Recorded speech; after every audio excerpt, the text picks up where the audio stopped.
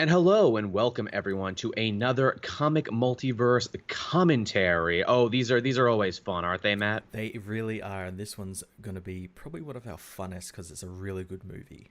It is, it's funny. I thought to myself, oh, when's the next commentary going to be? I got to go away. I usually like to do these so we don't have to plan a whole show. And this worked out perfectly. This movie, Spider-Man Into the Spider-Verse, hit Netflix this week, so, it'll be very easy for people to watch along with us in the commentary. And the following week, I know you've already seen it, but Spider-Man Far From Home comes out. Yes, it actually came out the day today that we're recording this. Well, don't that just beat all? It does. It perfect timing. So again, if you've never done a comic multiverse commentary with me and Matt, basically you watch the movie with us, and we will count you down, so you know exactly when to press play on your version of the movie, be it Netflix, be it the DVD, whatever. The version Matt and I are watching is an hour 56:50. Yeah. So you got the right versions. And I will count us down, and then after one, we're going to press play. So in a minute now, everyone. 5, 4, 3, 2, 1. All right, so we're 2 seconds in now. The Sony logo is coming up. What a contentious logo this is. To think in 2018, Sony put out the best and worst Spider-Man related thing in Venom and this. Yeah, only like a couple of months apart as well. What a fucking night and day thing. And to think this movie was so good that Lord and Miller, the two guys behind it, Sony was like, do you guys want to run all our Spider-Man stuff now?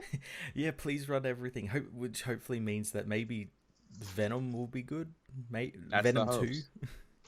Also, this is an Academy Award-winning movie, Matt. How many Yeah. Academy Award-winning movies do we do commentaries on? Yeah, Academy Award-winning movie that's an animation. That usually never Yeah. really happens. Like with like big movies like this, usually it's like little like European art films that do animation, Right. not big studio films like this. Well, it's funny. Usually, what is it? Disney always wins that award because they always have the most money to spend on it, is the thing.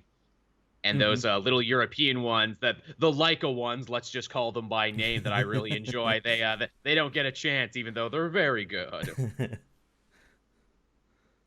And man, just the fucking artistry on this one, like, wow, to call this a work of art is actually a bit of an understatement, because boy, is it a work of art. Oh yeah, there was time put into this. This everything serves a purpose in this film. Like all the animation is just done so well. I still remember the very first trailer for this, showing Miles and everything. I'm like, oh wow, so cool.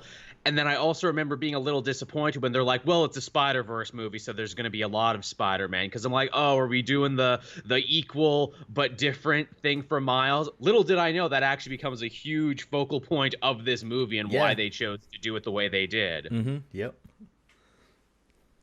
Also, straight up references to actual comics and cartoons and the rich history of Spider-Man. And movies and weird popsicles. Like, it's all in here, and that's really goddamn impressive that it's all in here. Yep, it really is the perfect Spider-Man film. It kind of is. Like, I mean, you could argue which one is better or which one you like more, but for like per capita, there's more Spider-Man in this than in anything else. Yeah. This first Spider-Man as well, voiced by Chris Pine. Yeah. They got lots Chris of Pine. like famous people to voice like Chris Pine. In the after credit scene, Miguel O'Hara is voiced by Oscar Isaac. Oh shit, he is.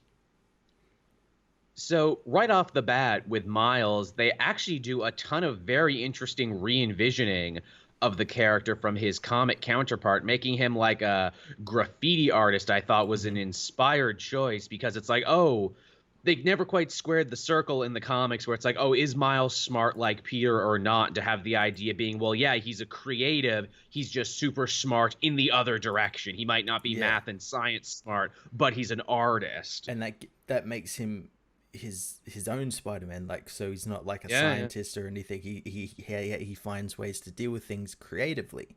Absolutely. They're only even kind of trying to do that in the comics right now, with Solid and Mid taking over, to be like, oh, well, maybe he should be a writer. Maybe he should be a creative writer, and that should be his thing. Yeah. Also, hey, biracial Spider-Man, half black, half Hispanic. I feel people are always forgetting the Hispanic part of him. Yeah, yeah. I know I do all the time. I always forget about it. Hmm. Also, too, this moment right here might actually be my favorite moment in the whole movie, and that's funny to say because it's maybe 2 seconds long, showing that Miles used to go to an old school, has friends at this school that he doesn't see anymore because he won a Waiting for Superman style school lottery to get to go to a better district. And I'm like, oh yeah, that's really clever because it shows that Miles, even before he enters the world of Spider-Man, is already struggling with feeling like a poser and a Hmm. sellout and a fake and everything. I'm like, that's so smart. I wish the comics stole this idea. Yeah, this movie does so much better stuff than like the Bendis comics and like the most newest stuff as well. That like it seems like it's stuff that seems like would be so obvious to do. And it's crazy to say that because you read those early Bendis Ultimate Spider-Mans, and they're amazing, and they're so fresh and new, and you could tell he was like referencing stuff that he had gone through, getting his own kids into one of those school lotteries. And it's like, man, if only he had gone that little extra mile with it, though. No pun intended. Yeah, yeah. Also, too, Miles's dad, who has now officially been a cop in more retellings of this story than anything else. Because in the comics he was a shield agent Hmm. and also a former criminal, although I think they pay lip service to like his darker past in this as well. Yeah, with the stuff with his brother and everything. Yeah, Uncle Aaron, who Uncle Aaron has also gone through a lot of shit of being dead then being brought back to life, and actually the next Miles comic arc is going to be all about Uncle Aaron, I think. Yeah, yeah. This movie kind of made the Prowler and Aaron kind of cool. Yeah, boy did it ever. Like actually gave him something to do. Yeah, because like comic Prowler, the whole joke is that he's not cool at all. He's Oh actually yeah, stealing other villains' equipment to make himself cooler. yeah. And here he's fucking terrifying. Yeah, to think all they needed to do was to like give him lightsabers. But we'll get to that. Also, hey, some good solid father son theming that takes us through the whole movie. Hmm. Man, when this movie was first announced, I did not think like the type of art style they were going for would Mm-mm. translate very well to movie. But God, does it ever? It's just beautiful. Again, I mentioned to Matt before we started. Normally, I sit on my couch and the laptop when I record these commentaries, but I'm actually watching this on my better computer monitor, and holy shit, is it just a treat for the eyes. Yeah.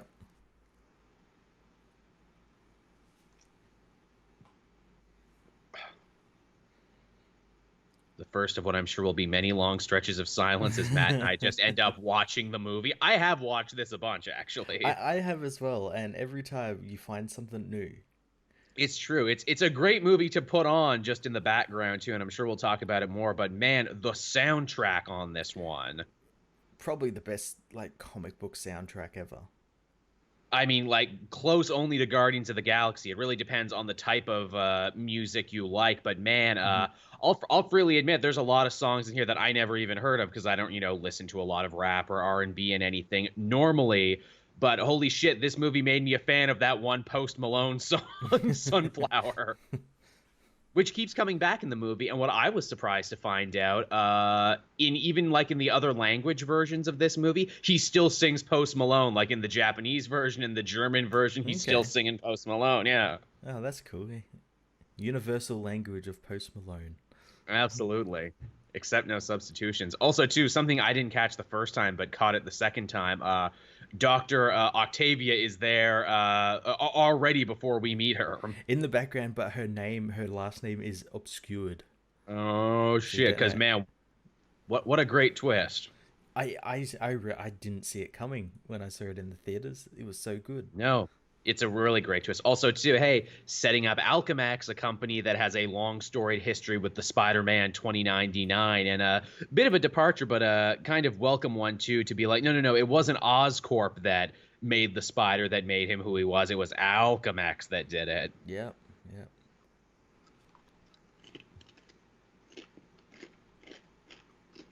I'm eating kettle chips in case people wonder. It's my cheat meal, and I wanted to have chips while we watch this. Nice.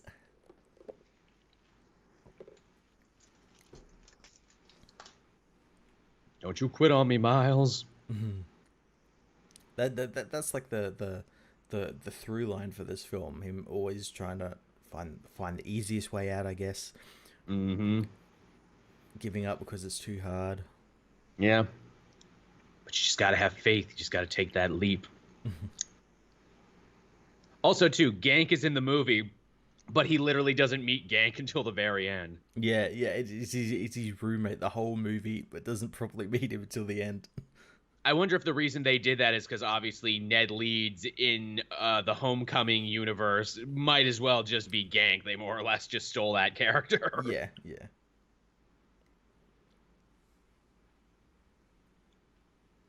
Uncle Aaron living in a cool ass apartment, blasting his Biggie. Which, man, talk about a great musical choice there. Obviously, what is it? Miles is from Queens. Biggie was from Queens. So to have that actually connect as a through line, that's like when Spider-Man in the Homecoming universe is listening to the Ramones. And I'm like, right, because they're from Queens too. Yep. That's fitting. I like that the Spider-Men are coded with their own musical tastes.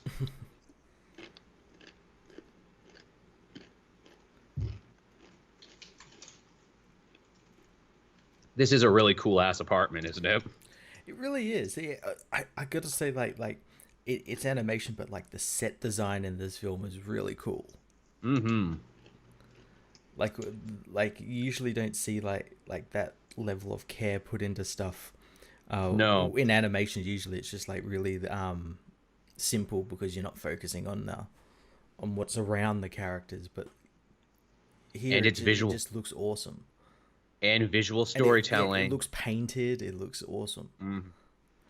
Visual storytelling. Aaron lives alone, but clearly has a lot of money and is doing a lot better off than Miles's parents are. Yep. Which at first I'm like, oh, are they even going to allude to him being Prowler the first time I saw the movie? Is that even going to come into the story? It absolutely did. Yeah. I thought they would probably toy with like maybe this would be like they'll build him up and put him in like a sequel or something. But yeah, no, he's like he's been the Prowler for however many years already. Yeah. And this is cool because like Miles starts to like learn things from him that he Yeah, utilizes exactly. later on as when he's Spider-Man. He's a fully complete inverse of Uncle Ben. Yeah. Which I wonder too, even in the comics, I'm sure they have, but I don't remember if Peter and Miles have ever had the uncle conversation where it's like, oh, my uncle is the reason I became Spider-Man. No kidding, me too. I would have to have thought so. You'd think that, but then again, the main universe kind of dropped the ball on the relationship between Miles and Peter, where it's like, okay, he's in the universe now. Is he going to hang out with Peter more? No, because Slot's doing his thing and finishing up his run. Oh, well, will Bendis get to write that? No, Bendis is trying to figure out what happened to the Ultimate Universe and his Miles, and yeah, that's not going to happen. Bendis, and no one can remember if Miles has memories from the Ultimate Universe or not. And now we're just not going to talk about it anymore because it gets really confusing. But in the next couple months, he is going to be fighting the Ultimate Green Goblin. So I don't know. Yeah, it's possible. I like that we kind of missed it there, but like where the spider comes down, it was all like glitchy and everything, and it changed colors when it was on the paint cans. That was awesome. Because it's loaded with the multiversal energies. Also, 42 means something. I forget what the number 42 was a reference to, but it's a reference to something. Oh, I'm not sure. Not 52, not 616, but you know, it's an important number.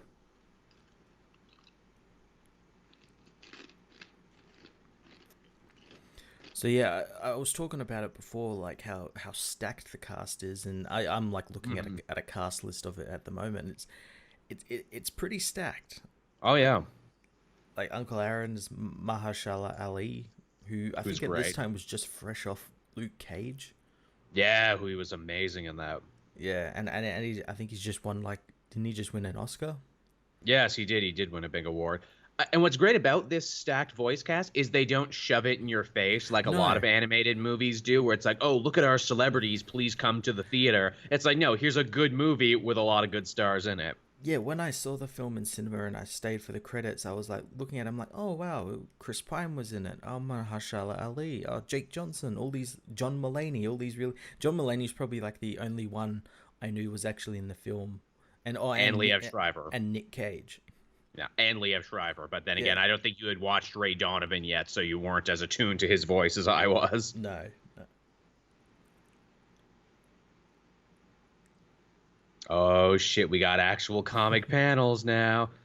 To think a movie could actually incorporate that into it and have it make sense in a way no live action movie ever did. Because you had like Ang Lee's Hulk trying to do like comic panels and like speech bubbles, but it just looked stupid. Yeah, but yeah, in animation it looks perfectly in character.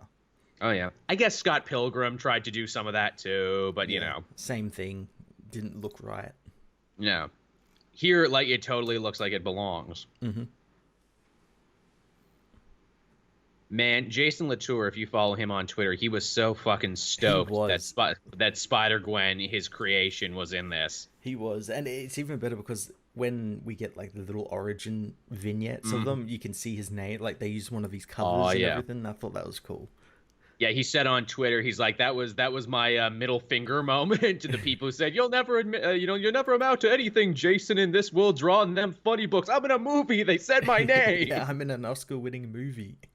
Yeah, fuck you. And I'm like, I love that. Also, too, shit, just Spider-Gwen in general, the fact that she's now in a movie, because she started as a cover. She was like a cover gimmick. Yeah, yeah, it's so cool. She was a variant cover that looked so great. It's like, hey, let's write her a little story. And then that spawned like two whole big runs and a new run coming up soon under the name Ghost Spider, which isn't nearly as good, but you know. Mm. Hell, this movie, they just call her Spider-Woman because she's the Spider-Woman of her universe. Mm-hmm. But, you know, can't do that in the main universe because we have too many other Spider-Women we're not writing about. Yeah. And we even explain her punk haircut in this too. Oh, that super puberty hits you hard. And a literal hairy palm.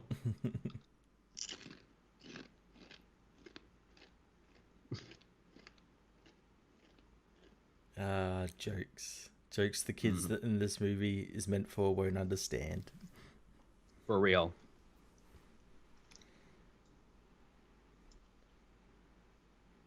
I like how it does this like 3D effect where it's Mm-hmm. like multiple layers. The way you can, it's basically like the image like broken down into its base colors.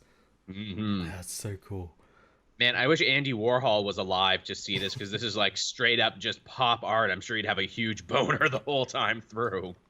Oh, he'd blow wads everywhere. Of course. Wouldn't we all? Miles too having a semi-rivalry with the campus cop there, which is funny. This guy doesn't exist in the comics, but they've created a new guy just recently who is basically the comics answer to this guy. Oh, really? Yeah, he's like the vice principal who's got a big boner for Miles because like I know you're sneaking out at night and I'm sure you're doing the drugs or something. I'm gonna catch you. He's basically Miles's Jameson. The irony being he's also his Flash Thompson because the same vice principal loves Spider-Man but hates Miles.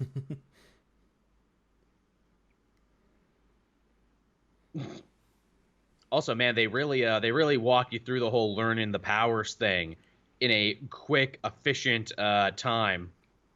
Oh yeah, it's not like half the movie like most of the other Spider-Man films are.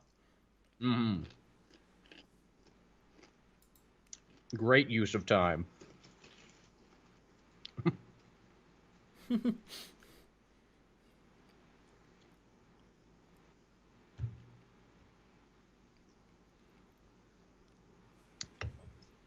Hey, look at that. Spider-Man comics in the Spider-Man universe. Yeah. Also, be careful with that, Miles. That comic is worth a lot of money considering it's a first edition. The best thing as well is that he basically just did what happened in the comic. Yeah, exactly. Which, you know what, that makes sense too. Marvel characters reading Marvel comics, because that used to be a thing back in the Stan Lee, Steve Ditko era. That was a joke where it's like, oh yeah, writers would follow heroes around in the stories to get their life stories correct. We don't see it anymore, although you do see it occasionally. And I like that idea in Marvel. Writers just will occasionally run up against the heroes. Hmm. Yeah, yeah, but Bendis does that a lot. You see his Oh visage yeah, in comics. sure do. I think the last time I saw it and made a lot of really good story sense was in the end of Duggan's Deadpool run, where Deadpool literally carjacks Duggan and says it was better when Grant Morrison did it. I don't know whether you saw that there, but when he was scrolling through his phone, most of his numbers were like famous Marvel artists, like Sarah Mm. Pincelli. I think Jason Latour was in there. Sarah Pacelli, who of course drew Miles's first stories Hmm. in Ultimate Spider-Man, so that's great. Yeah. I love that. I love when they give the writers and artists and the comic people their due because they so rarely get it on the big screen. Oh yeah, yeah. Often they're pretty shafted. I mean, ask the creators of Firestorm, ask the creators of Ghost Rider. Sometimes they'll tell you. Ugh, glitch. Hmm.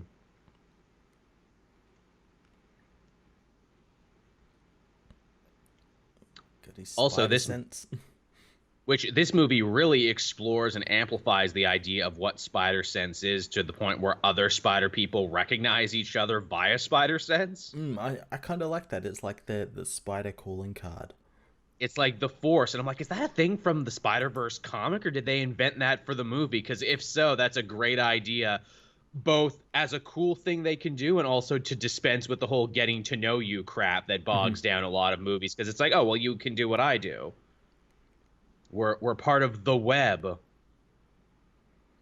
which is not mentioned in this movie, and honestly, I think it's probably better for it. Hmm. Yeah, it doesn't have any of that weird. Yeah. Everything is connected by a web, and you're like a guardian of a web or something. Hmm. What an interesting Green Goblin redesign, the first of what will be many villain redesigns. He's a big, bulky monster like his ultimate counterpart, but he has the purple hat Hmm. like the 616 universe and real wings. I think it looks great, and he's got bombs. Hmm. Also, how often do you see the Green Goblin in a Spider-Man story, but he's not the main villain? Hmm. It's refreshing. Very. Yeah, it's like they didn't have to do Kingpin, but I'm really happy they did Kingpin as the main villain. Yeah, this was the same year he did that we got live action Kingpin again in season 3 of Yes, Daredevil, which was also really awesome. it was a huge year for him for sure. And the Spider-Man game. That's right.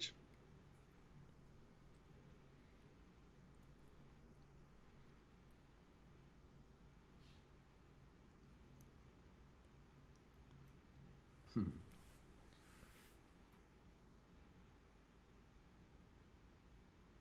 Whoa. Whoa. My mind. You're freaking my mind. The Vulcan mind meld. Now we are married in spider culture. You are now my Hey, wife. hey, kid, I don't make the rules. The spider god does. The spider totem. I'll tell you all about it. Or maybe not. Yeah, because that stuff's really confusing and weird. Yeah, let's talk about clones too while we're at it. Or not.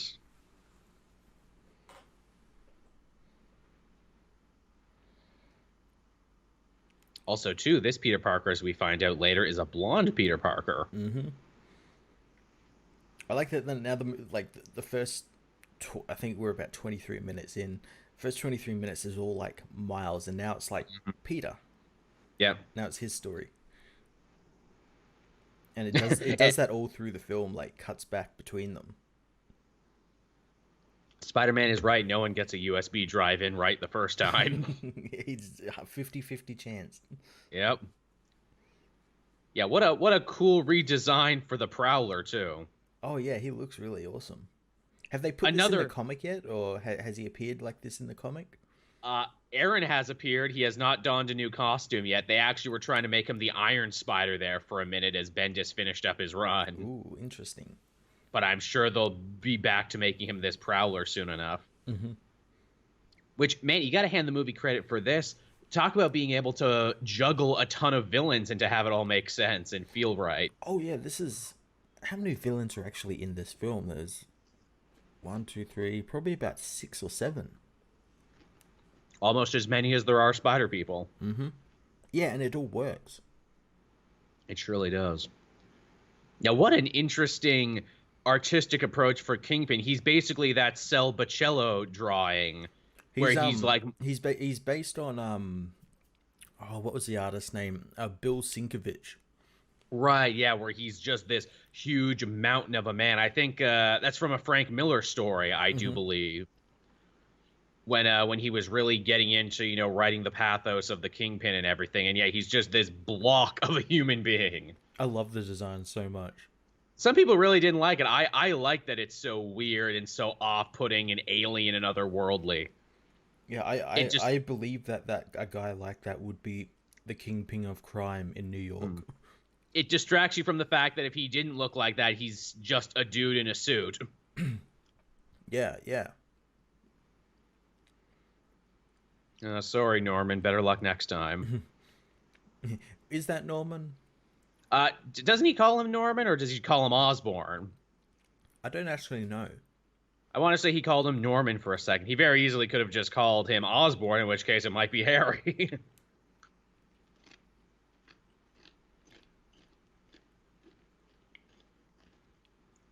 Mm-mm.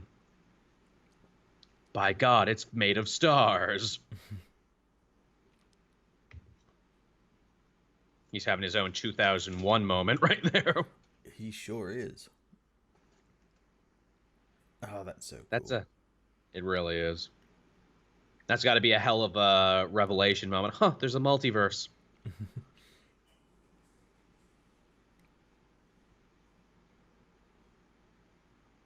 Also, here's our Spider-Man. Now he's dead. Which, honestly, it's almost every bit as effective as it is in the Ultimate comics. And we knew this Spider-Man for less time. Yeah. Well, we know it's because we know who Spider-Man is. They don't Exactly. they don't spend time on it. They're like, yeah, you know who this character is. He's every version you've ever known and liked. He's that version. Yeah. And saying that's probably what actually helped with the character, like not giving him an actual like rooted anywhere. It could be anyone's Spider-Man. Mm-hmm. And still trying to, instill some lessons into him before it's his time. Mm-hmm.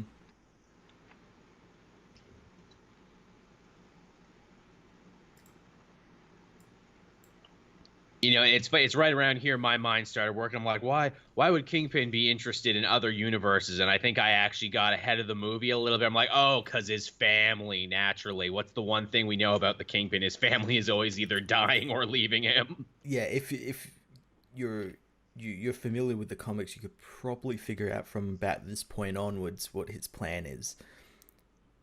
Which, again, is better than Norman, because Norman is a sociopath and doesn't give a shit about his family or anyone else. Kingpin actually does care about people. Yeah.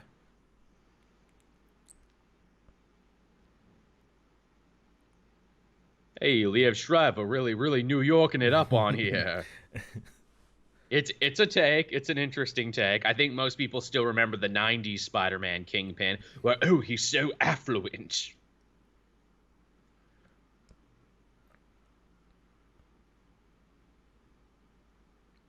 I remember when I first saw this Spider-Man, I thought it was like, oh, he's blonde. Oh, is that Eddie Brock or is that Flash Thompson? Mm-hmm. No, it's Peter Parker, and that's great. That shows you that it's not like the main quote unquote universe. It's, hey, those rules you think apply don't apply.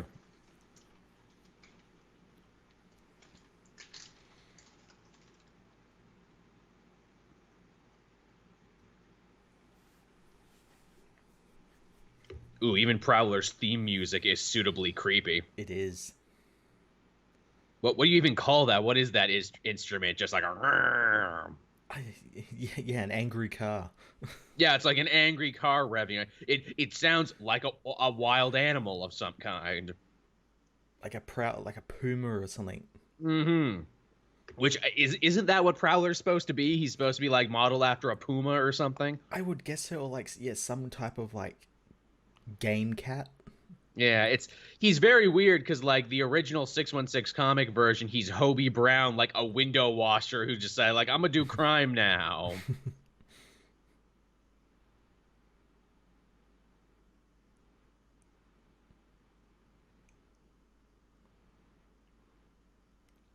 Really, really clever idea for a chase too. It is. It's stunning, like visually stunning as well. With like just we saw before, like that cut to like traditional animation, and then you got stuff Hmm. like this where it's like different scenes cut into this Oh yeah. and everything. It looks so cool.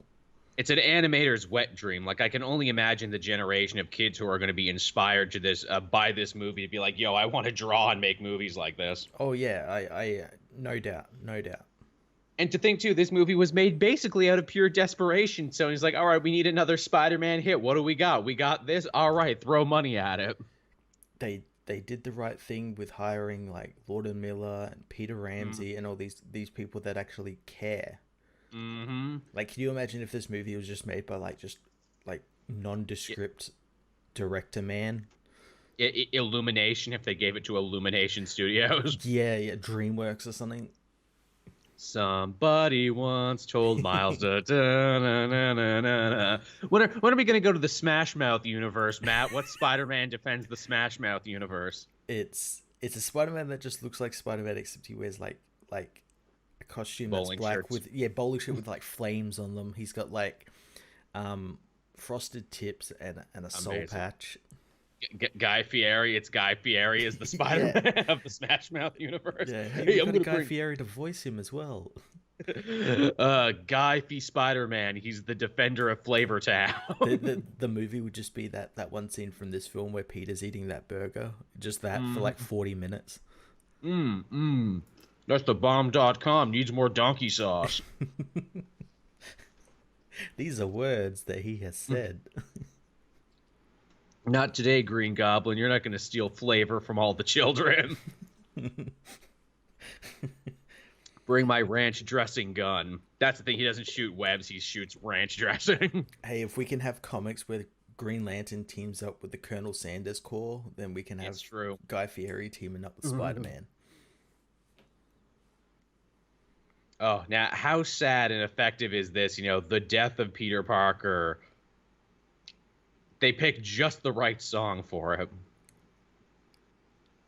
Yeah, I love like cause this is something you don't really see because like when we've had like death of Spider Man stories, it's never really gotten out that he's Peter Parker.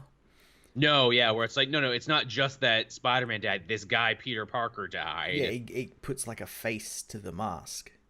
Also, hey, New York, this guy was out here defending you and you didn't even know his name until right now. This right here is the bit that totally guts me, this reveal. Stan's costume shop. It's Stanley, because Stanley had like just died when this came out. Yeah, this was like one of his final roles, I think. It is, and to have Stanley mourning the death of Peter Parker when he himself just died and saying, hey, it always fits eventually. Yeah. You know, I knew him. That's the line that killed me. I knew him.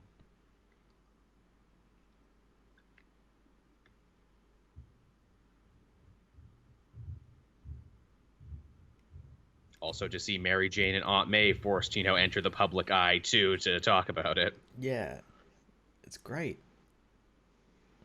And it is kind of shocking that like the comics haven't really broached that. Mm-mm. Whereas like where Spider-Man's died, like oh yeah, Spider-Man's died, but people don't really either care or like want to tell the story of like, oh he if he dies, Peter Parker does as well. And also, even just for Peter Parker to think far enough ahead of his own life to be like, well, if I died, who would have to talk to the press about him? Yeah, yeah. Do I really want to put that on the woman I love and my aunt at the time of my death?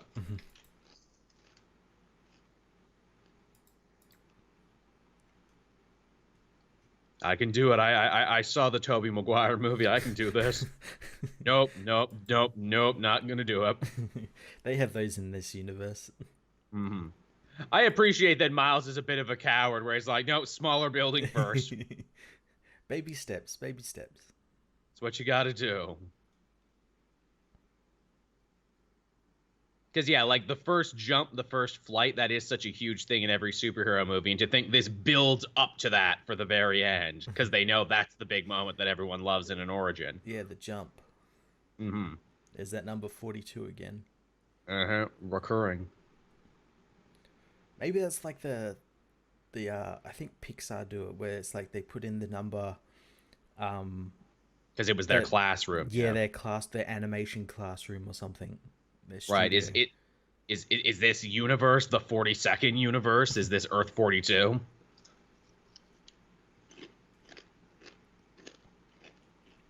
I'm sure we have people screaming at us in the comments section now. No, it means this. To Oh yeah, I'm sure. which I say thank you.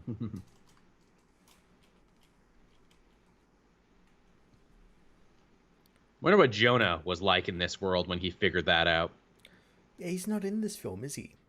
He is not even mentioned. We see some bugle papers, but we do not see or hear him. That's very strange.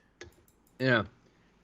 Because I'm sure he would have a heck of a moment. It's a great moment in Ultimate when he figures out Peter Parker is Spider-Man, and he goes from being like a guy who really hated him to being one of his biggest defenders. Yeah, yeah, you see him in comics now where he's like teaming up with Peter and everything. Mm-hmm. Oh, yeah. Oh, but I'm a different type of Spider-Man than you. I have a Venom Blast, and I can turn invisible.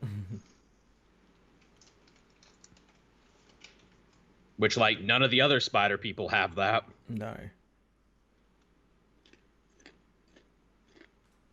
Here we have Dad Bod Spider-Man. Which is a great character. He's fantastic. I was upset because they added this costume to the Spider-Man PlayStation game, but it didn't add it like that, where he has like the mismatched boots and the coat and the hobo pants. It's just like his costume where he's just got kind of a gut. He's just a little fat. Yeah, I'm like, oh, that's upsetting. And this Spider-Man, too, I think is probably one of the most realistic interpretations of, like, if they let Spider-Man get old, what he would be like. Mm-hmm. Also, too, that Spider-Man, clearly Jewish because he did the step on the cup thing at the wedding. Yeah, people would be happy about that. Exactly, because he's had a ton of Jewish creators, and Lord knows Bendis had him kicking a bunch of Yiddish from time to time. Oh, crying in the shower. We've all been there. I mean, no, I haven't. What a realistic look at Spider-Man's depression if he got old and divorced. This is kind of like the Spider-Man we see in Life Story, where he's like, "Look, I'm still fighting crime, but I'm also fighting a midlife crisis." Yeah, yeah. This is midlife crisis Spider-Man. His Mm-hmm. biggest battle of all. Mm-hmm. He's gonna be getting a barbed wire tattoo and a sports car soon. Getting strong. I say that all the time now. Just getting strong as I eat these chips.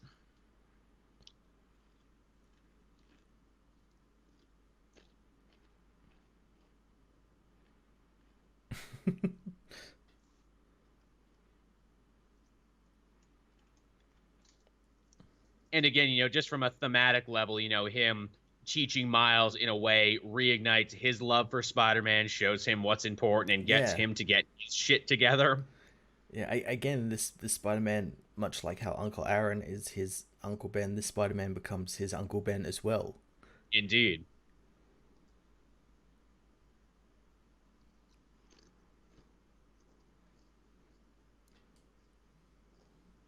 Well, hey, Steph Curry was in there for a second. Oh, really? Yeah. And we got like a bunch of fake movie Yeah, posters here too. yeah. From Dusk Till Dawn. I think that's pretty funny. Nick Kroll and John Yeah. Mulaney's Hi. Broadway show. Yeah. Oh, hello. Instead, it's hi, hello. Uh, the Red Man group, because not the Blue Man group. Which the Red Man group are far more intimidating than the Blue Man group. They take no shit in this universe. Great use of the panels. It's like, and that's my story.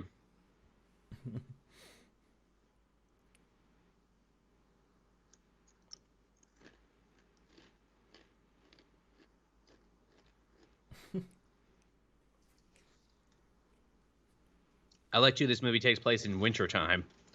Yeah, You like don't see Spider-Man swing around in the winter all that often, or if they do, it's like a very special issue. yeah, like winter Christmas time. Mm-hmm.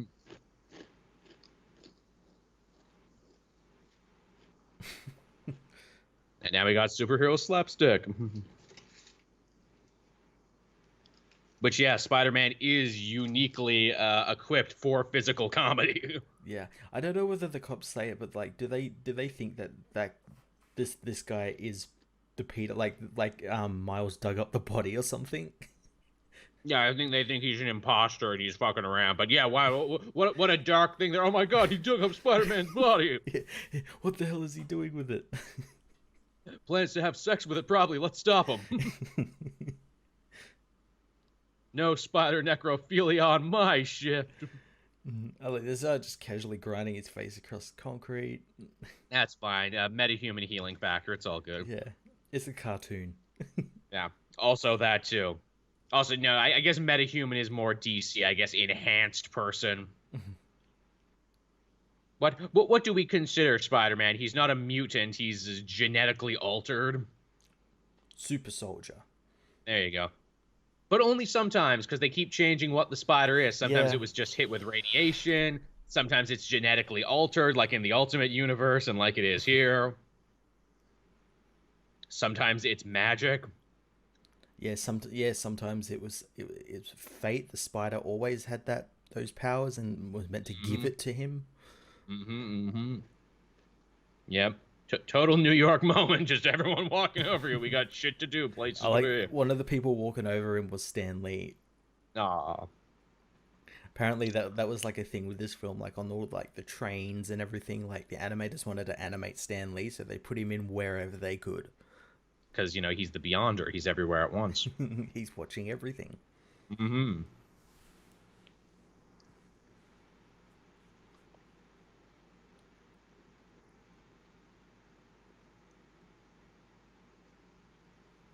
See, we made the Aaron's apartment set really good because we knew we'd keep coming back here several times throughout the movie.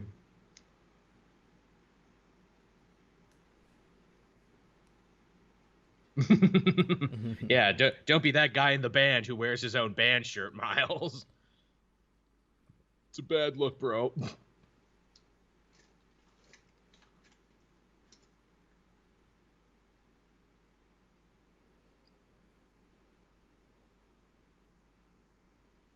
And how cool everyone just is with the idea of alternate universes. Yeah, no one's like kind of freaking out at like probably the existential horror that would create. But what do you mean every decision I make here just creates a butterfly effect for several universes where I didn't? And there's a universe where I cured cancer and a universe where I'm Hitler who also cured cancer. We all just become Rick and Morty. It's like, yes, those universes exist, and the answer is don't think about it. Come watch TV.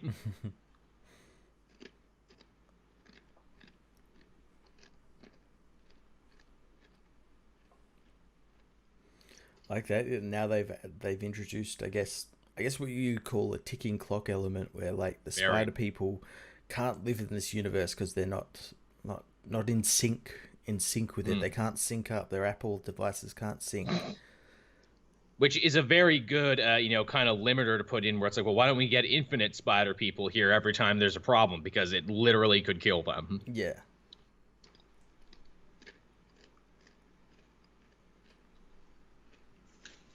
It's like when Trek does time travel. Look, the Enterprise did it 5 times, and 5 times they almost didn't make it back.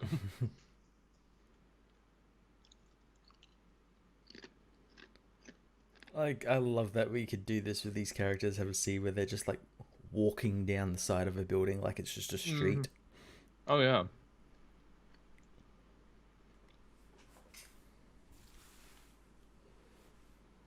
I need to destroy the Collider. I need to destroy Collider.com. Also, man, how relevant that is, too, that the villains have a giant Hadron Collider when that's like a real thing and like a real fear. Yeah. Yeah, they could just mess up and blow up the whole universe and none of us would even know. Yeah. What happened with that Hadron Collider? I guess they haven't turned it on again recently. Or they're turning it on a bunch and we don't know. They actually found the alternate universes, but now they're not just sharing with everyone. Oh no, see, that's the thing. Like, we're in an alternate universe, but we wouldn't know. Oh shit, my mind is blown. We're one of the branch timelines. No, I'm not nearly high enough for this conversation. Whoa, am I dreaming you or are you dreaming me, bro?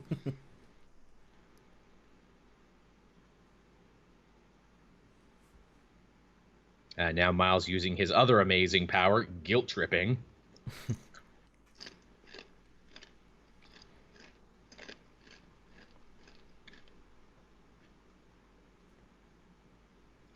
Older Spider-Man Peter Parker not used to meeting someone who's a lot like him when he was that age.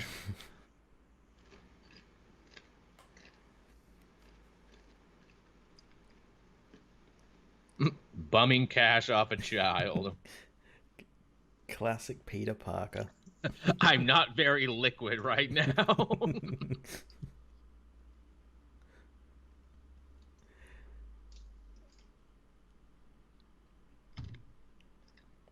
I like this. The Spider-Man's not interested in having a partner at all. Nope. Look, I had a partner. His name was Alpha. He was a dud. Yeah, do you remember Alpha? I try not to. Remember how big of a success he was? He's not even in the comics anymore. Like, no one's done anything with him.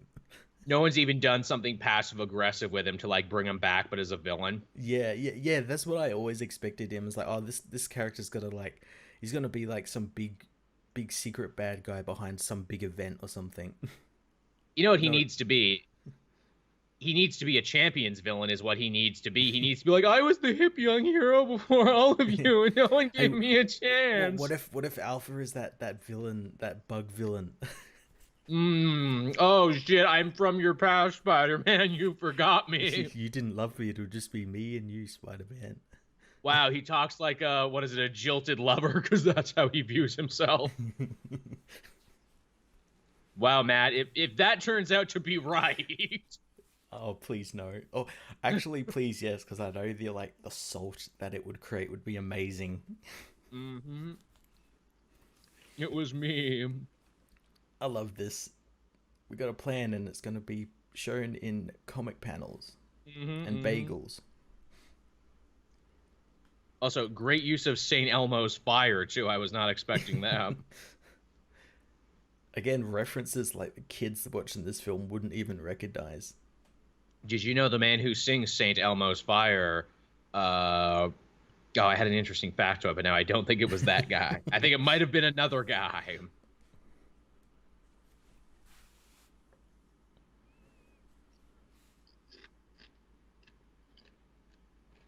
No, now I remember.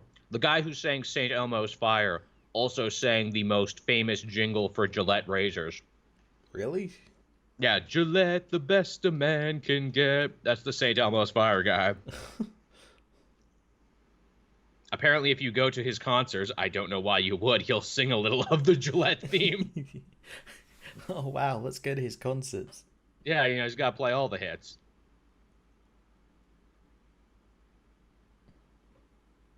Man, these are some spacious air ducts they got here at Alchemax. You gotta filter out all the two evil. people wide. You gotta filter out all the evil at Alchemax. That's the problem. Yeah, they got them working overtime there. Is this so before or after the Inhumans took it over? Yeah, really. Oh, that's right. That did happen, didn't it? Yeah, Black Bolt's son is in charge of Alchemax. He still kind of is in the comics, though they don't reference it because it's Inhumans. Right, and because, we don't reference Spider-Man 2099 either outside the year 2099. So at some point he loses control over it so all the other people can take back control.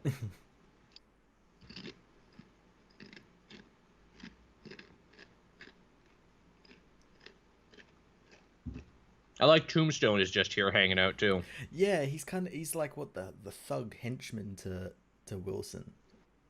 The heavy, yeah, and it makes sense too, because you need a villain who fights with guns, so later on in the movie he can fight Spider-Man Noir, who also fights with guns. Yeah. I love this. More boobery. This is the scene too where he has to like sing more Post Malone to relax himself. That's the one that they supercut in all the other countries, and he's still singing Post Malone even in different languages. That's great. It's really nice.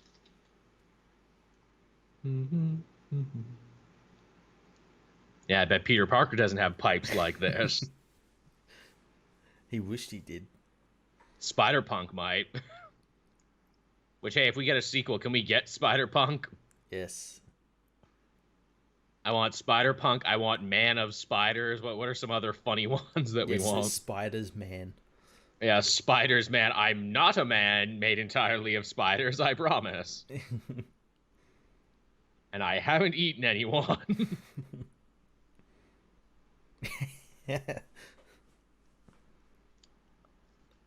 Please remember this long password.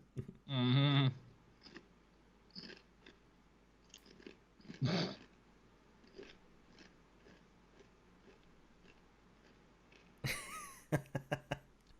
This is such a great reveal too, because it's like, oh, he might actually pull this off. In his sweatpants. Oh, that's great. Mm-hmm. You know, he's got the dad bod, he's got the nerd hot thing going on. You know, he can make it work. Little did he know. Ah, shit. It's really cool as well because there's like cues to like find out her identity all around the lab and everything, but no one even recognizes. Oh god, look at that desktop triggered me. I know, right? That's like, no. But you know, she's a chaotic genius. This lets you know she's evil if you didn't already know. So she keeps a messy desktop. That's her security. She doesn't need antivirus or anything. She just has a messy desktop. Mm-hmm. And I love that Miles is like things like, well, I can't find the file. I'll just take the whole computer. We don't need the monitor. Which, hey, some of those rigs get really heavy.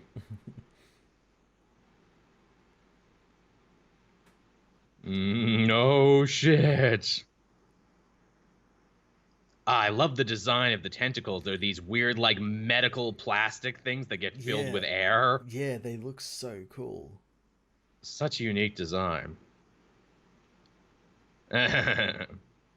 Also, that line there, my friends call me Liv. What does Aunt May call her later when she shows up? Yeah.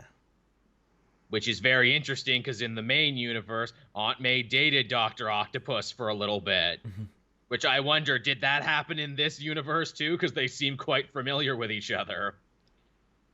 And this Aunt May clearly still fucks because she's like, hey, can you help me set up an online dating profile? I don't understand these computers, but I ain't dead yet. I don't understand these computers, but I'm technically the Alfred in the Batcave. Yeah, really. You know, I'm sure he walked her through it there. It's all very user-friendly. It's got Alexa in there. Alexa, bring up Spider-Man files. Alexa, turn on Netflix. Oh, sorry, everyone, if you were listening to this and you have an Alexa and I just made it go. Because sometimes that happens. Did you know that, like, the ads that they do for Alexa, and when they say Alexa, apparently the audio when on the word Alexa is at a different decibel that the actual unit can't hear them? Oh, interesting. I thought that was pretty cool. Huh. Man, I would have loved to have seen this movie in 3D. I bet this would have been mind-blowing. I didn't, mainly because it's 3D and I hate 3D, but yeah, this is probably one of those films that probably would have done really well in 3D. Because animated movies in general do better in 3D than live action movies. They're easier to make for 3D. They are, and easier to post convert most of the time as well.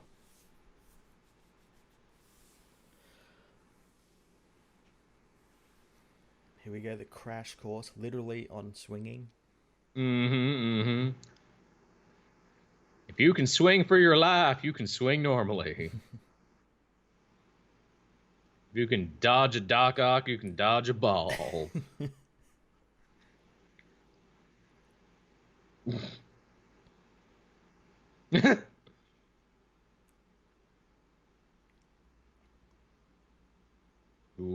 Ooh, I love the little like after effects he leaves Yeah. behind, the little after images.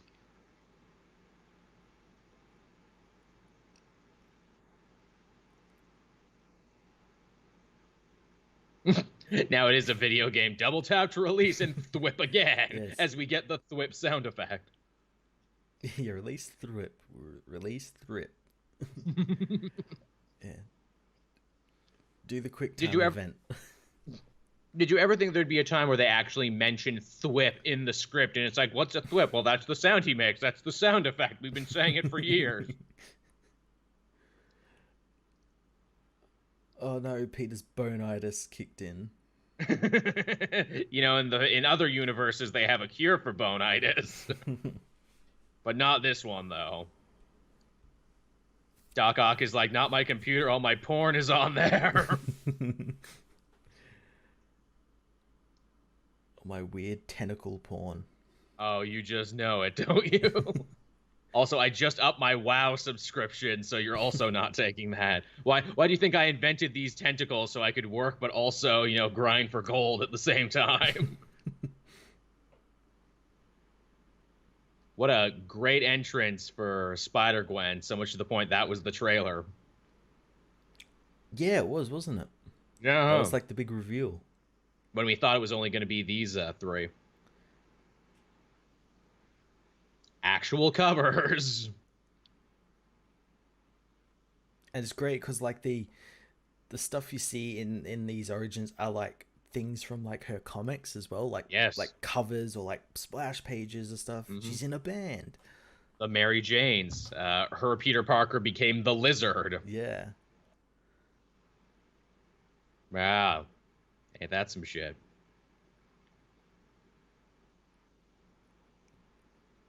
Good summation of her story, yeah.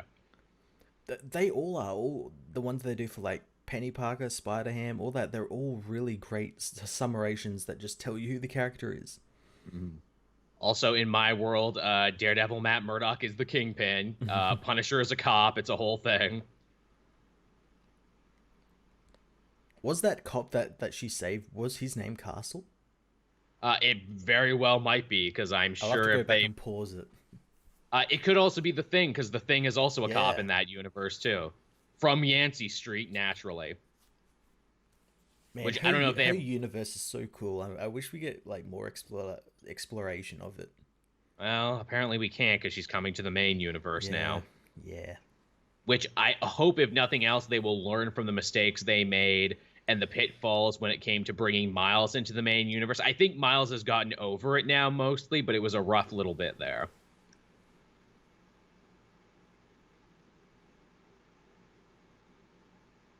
And his wife looking exactly like she does in the comics. See, this is really cool. This is like Bill Sienkiewicz kind of art. Yeah. That like kind of like sketchy painting portraity, yeah. Patriot watercolors, but not quite watercolors. Yeah.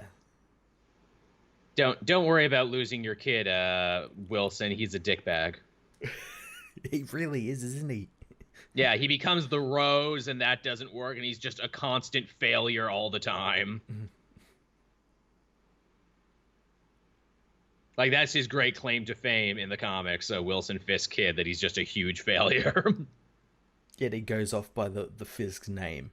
So my father will hear about this. Basically. Like, he wants to be a criminal, but he's really bad at being a criminal, but no one will hurt him because he's Fisk's kid. Yeah. I forget what story it was. It was probably a Bendis Daredevil where he's just hanging out at the bad guy bar drinking in the afternoon. And, like, everyone's wearing a costume, and it's like, who the fuck is this guy? It's like, oh, that's Wilson Fisk's kid. Yeah, I guess he can be here.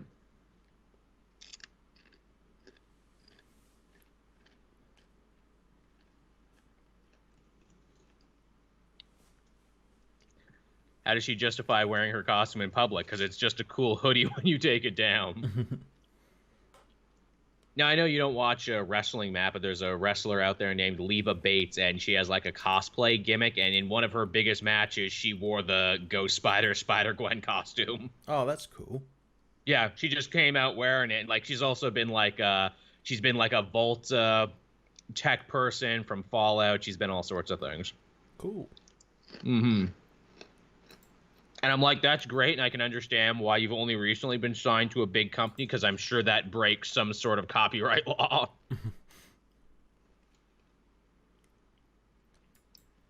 Such great organic writing, too. It's like, well, we're out of ideas. Where do we go? Aunt May's house. Yeah, the one constant, basically, through all universes. Which I love that so much, that Aunt May is the Spider-Man constant. And that they weren't even the first people to have that idea either. Mm-hmm. I think in the movie, I know it was in the comics around the time the movie came out, but do they reference her as Spider's ma'am? Maybe for a second, I don't know. Where Aunt May becomes the spider person, and like Uncle Ben and Peter become like her like oracles. Yeah, they should. What an emotionally effective moment here, because his Aunt May has probably been dead for a while, so getting to see her for the first time, and he's been dead, and she never got to see him grow up, so to see him at this age is pretty big for her. What dimension are you from, Brooklyn? Mm-hmm.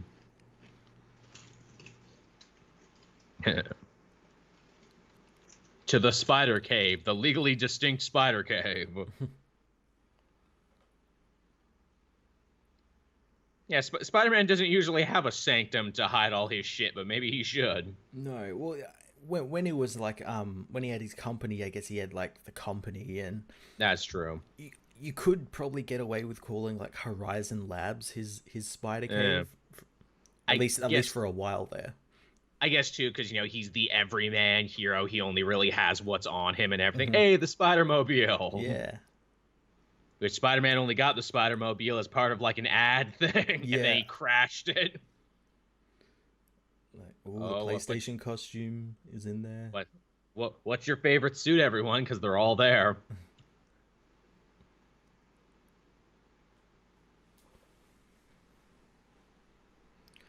I love the look of this like cave with all like how it's all like dark with like the webs. So it looks like everything's really like held up by webs. You're literally standing in a giant web. Hey, remember when Spider-Man had a cape? It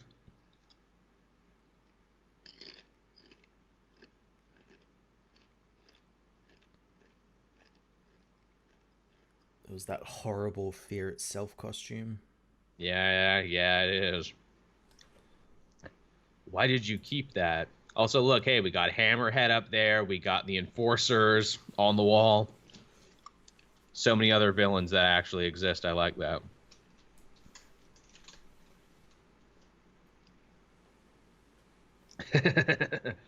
And that they descend from the top like spiders from their webs. How's the wind always blowing when he's around? We're in a basement. Wherever I go, the wind blows. And that the anime Spider-Woman is just in a completely different art style than everyone else and just stays that way. That's the thing. They're all in their own distinct art styles, and they all work. Oh, yeah. They shouldn't. Man, John Mulaney, great casting for Spider-Ham. Yeah, aren't they bringing him back for like a short or something? I heard, yeah. I didn't read the annual this week, but apparently the annual this week was a Spider-Ham story. Oh, nice. But it's like, well, if I can only afford one, I'll read Amazing Spider-Man 24 over this. Yeah. Man, Nick Cage as a Spider-Man. So good. Hey, I'm Penny Parker. Did you ever see Evangelion? I'm basically that. I'm that without the depression. Mm-hmm. And my ending is better.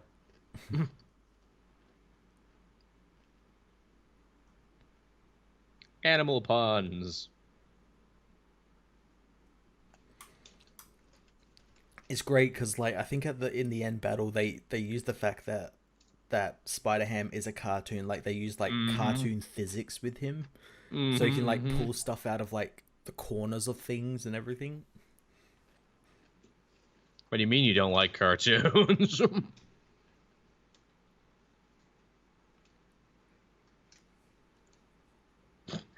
Everyone wants to be the selfless hero because they all are, in fact, selfless heroes.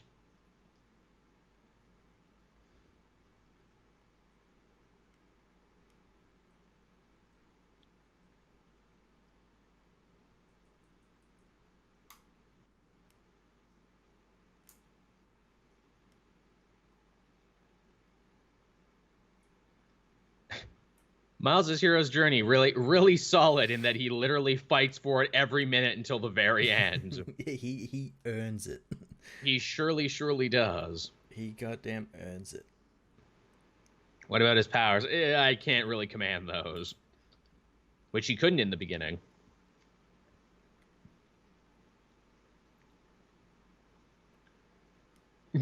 But that's still 2 more than you guys can do.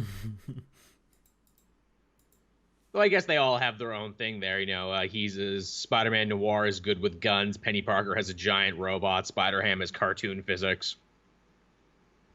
Which, again, they fixed this problem that Web Warriors, the comic, had when they had a thing, and that is, a team of spider people shouldn't work because they all have the same power.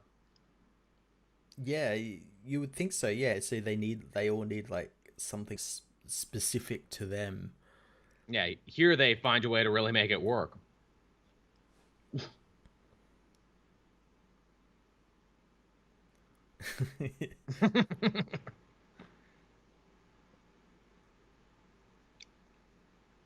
This all sounds hard. Stop yelling at me. Also, have you ever been in a fight, Miles? Because we're your friends and we're whooping your ass right now. We're not even trying. Yeah, really. And I mean, this Kingpin literally killed Spider-Man with his bare hands, so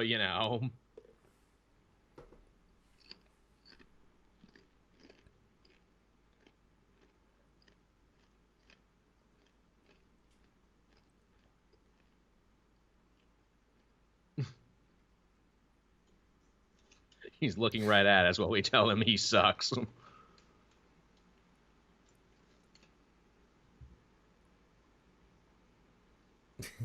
Can turn invisible when he's sad.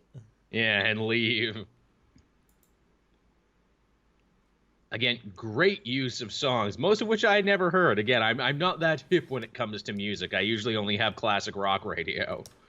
Yeah, no, the soundtrack for this movie is really good, and it definitely, like as you said before, made me like take note of like the Post Malone song and a bunch of the other songs in here, and I know I've got a couple of them on my Spotify list at the moment. Same. Oh, Ditko. Steve Ditko was on his phone. Oh, quick, Hey, call him.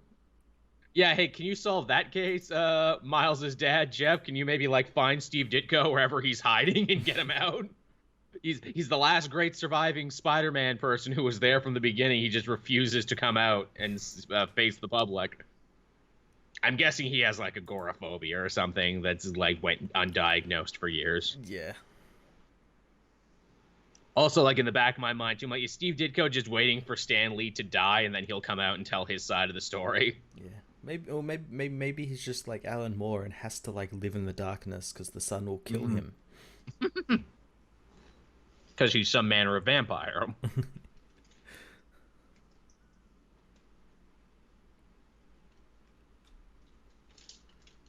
Also, too, again, hey, if you're just watching this movie for the first time and you don't inherently know that Prowler is Uncle Aaron, the fact that he comes back to his house should let you know. Yeah. This is a pretty terrifying scene as well. Mm-hmm.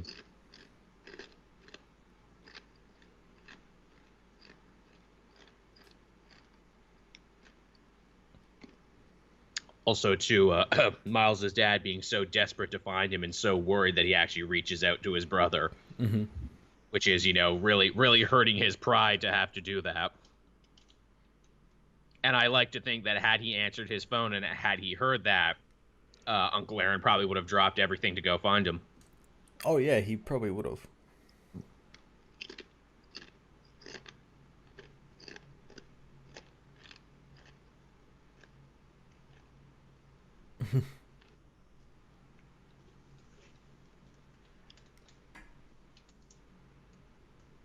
And that even Aaron couldn't put it together that Miles was totally Spider-Man.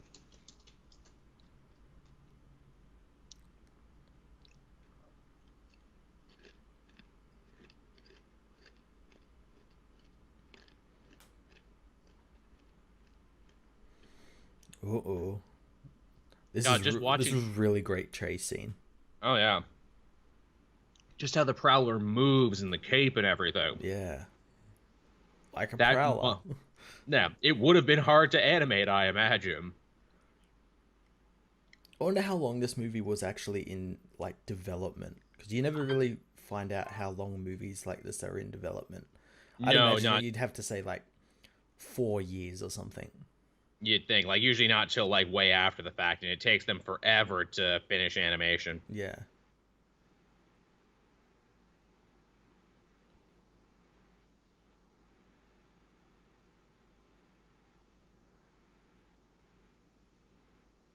Nice. Oh, so good. Yeah, all the glass and particle physics and everything else.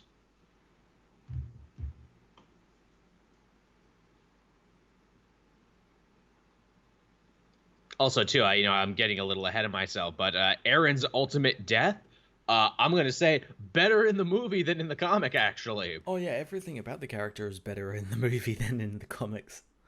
And like the comic, like he's really good in that first arc as like an inverse of Uncle Ben. It's just amazing that the movie finds all these little different moments that the comics don't have. Yeah, well, yeah, like as I said near the beginning, like it's stuff that like you would think someone would like someone writing it would have thought about, but then Mm. it took like a movie to actually think of it. And when you like see it unfold, you're like, oh, that was actually like really like obvious for the character. To distill it and crystallize it, yeah. Because here's the thing: when Uncle Aaron dies in the original comics, he like accidentally kills himself because he was using too Hmm. much supervillain tech, and like his death is sad and everything, but it's more like, ah, you idiot. Yeah, you're hoisted by your own petard. Mm-hmm.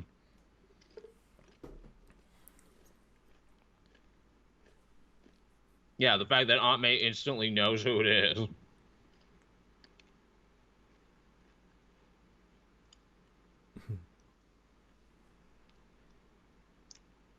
In a Scorpion. Yeah, which again, he's very close to the Hispanic version from the Ultimate Universe, but also a robot. It's a very interesting design of several aesthetics altogether. Mm-hmm. Also, I like too, we set up the fact that Miles speaks Spanish at home, so Miles probably knows exactly what the Scorpion is saying. He never lets on, but he knows exactly what he's saying.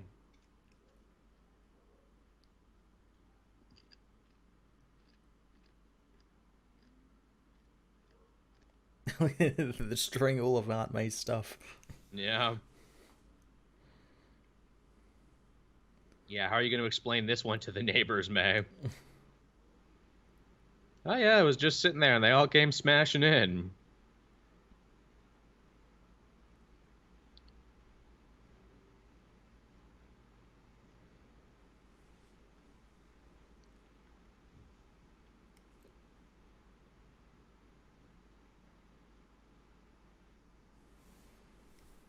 Yeah, that'll just buff out. That one will not buff out. I love that Scorpion so much. That's so cool. It's a very interesting design.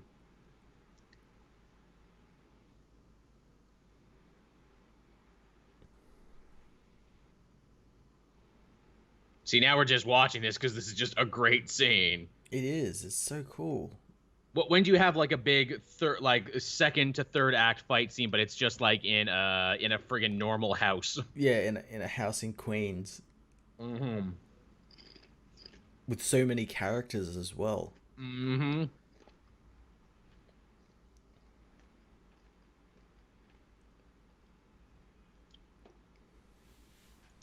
Miles, I am your uncle. Yeah, we already figured that out.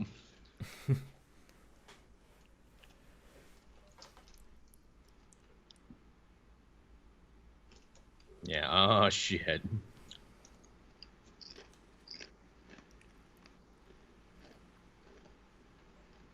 Because when comic Uncle Aaron found out that Miles was Spider-Man, he instantly like tried to manipulate him because like comic Uncle Aaron is actually more of a d-bag.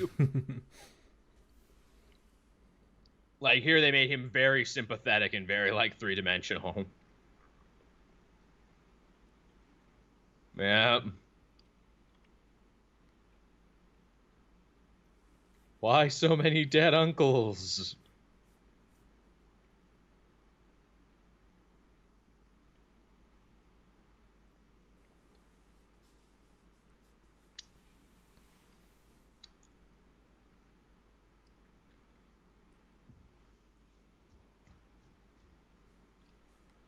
Also, too, much like in the comics, Miles' dad hated Spider-Man and superheroes for the longest time, and now here to put such a big reason onto why. Oh yeah.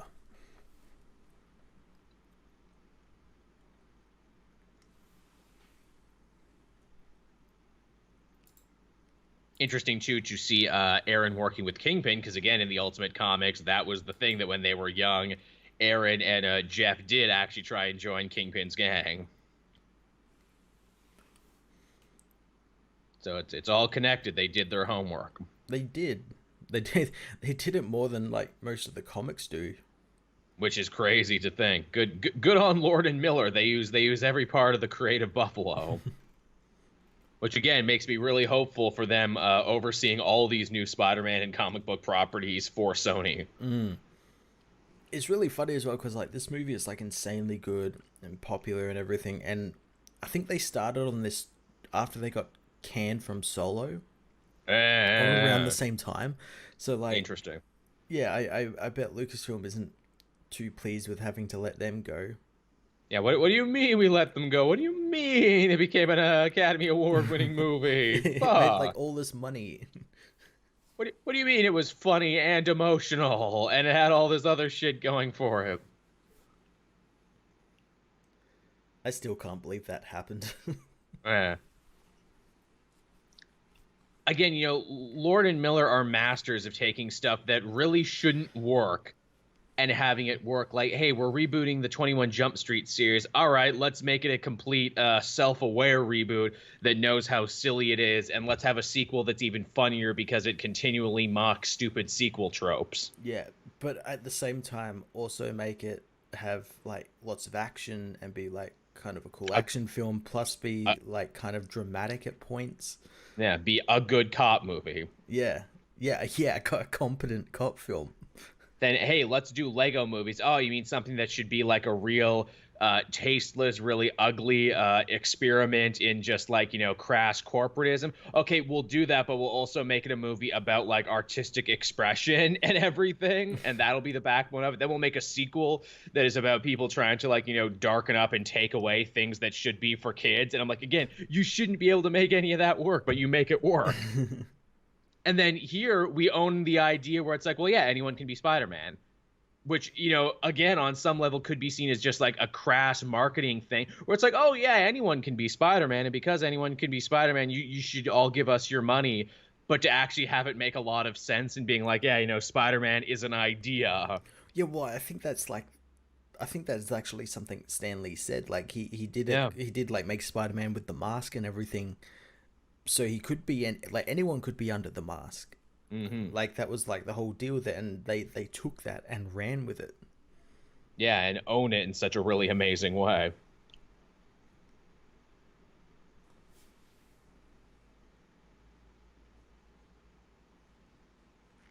I remember seeing a video of this scene getting made and like how difficult it was because they had like all these characters up there.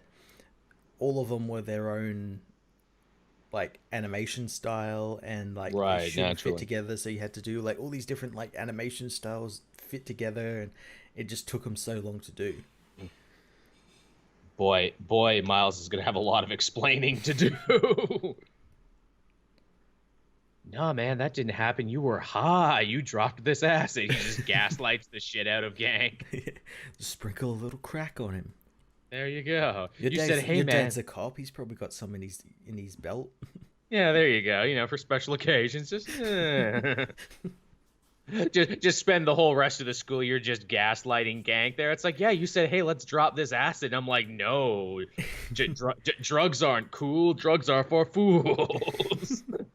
But you did it anyway and saw several spider people.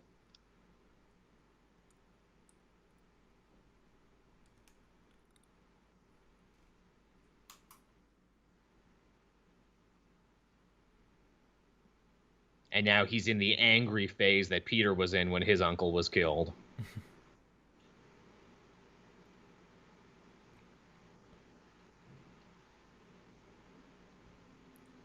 Alright, this Peter's just trying one last thing to push him.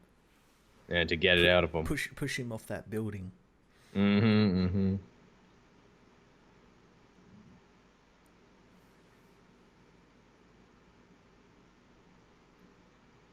Aww. That's certain je ne sais quoi, as the French say. You don't have it. Look, tell you what, you spend some time with French Spider-Man and he'll tell you all about je ne sais quoi.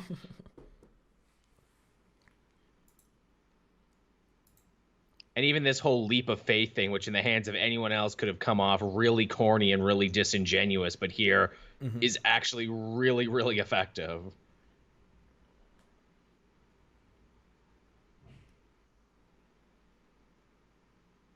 Don't worry, that web stuff dissolves after a couple hours, as we now know, as every fan can tell you. Why isn't the street just covered in webs all the time? It dissolves after a bit.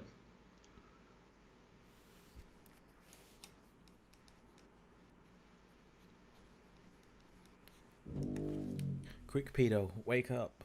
It'd be really unfortunate for someone to walk in on him right now. This is some... Oh, Genki did it. He like took crack and then tied me up. oh, you kids and you erotic asphyxiation games. I was young once too. This scene right here is just another heart shredder. His dad trying to say all this stuff to him and everything, telling him that his uncle is dead. Yeah. Because he knows their relationship isn't that good and that, you know, they were closer for whatever reason. But that this is what ultimately inspires Miles to get out there and, you know, get the job done.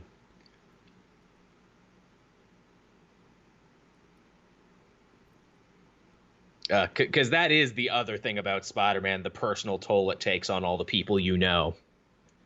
There's that. Yeah, it's the same with like heroes like Flash, and I guess to a latter extent like Superman and Batman and stuff like that.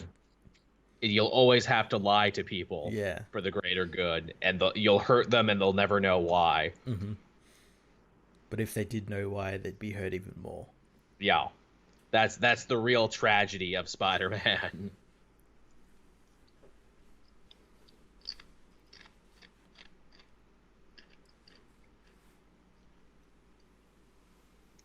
Yeah, not a dry eye in the house right now.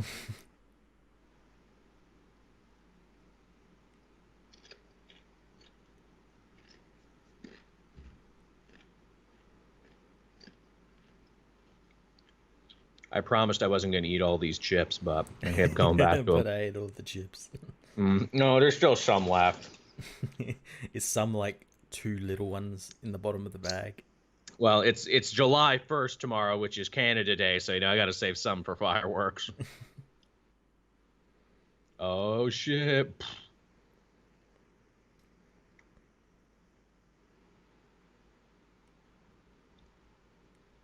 They're leaving all the webs around the place. I just blame it on Genki. There you go. Ah, man, you crazy. Why you so crazy? Yeah, whatever. Deal with this later. Well, we've all been there. We should really clean this up. Tomorrow. Oh, yeah, now this is the moment right here. This is probably one of the best suit-up montages in modern superhero movies. I love what they do with the costume here, that he literally took an old Spider-Man suit and using his abilities as an artist, remixed it. Yeah, made it his own. Yeah. Which, again, that's so fucking smart. I wish the comics took that idea. I wish they did that first. Well, how did he get his costume in the comics? I think Maria Hill just gives it to him.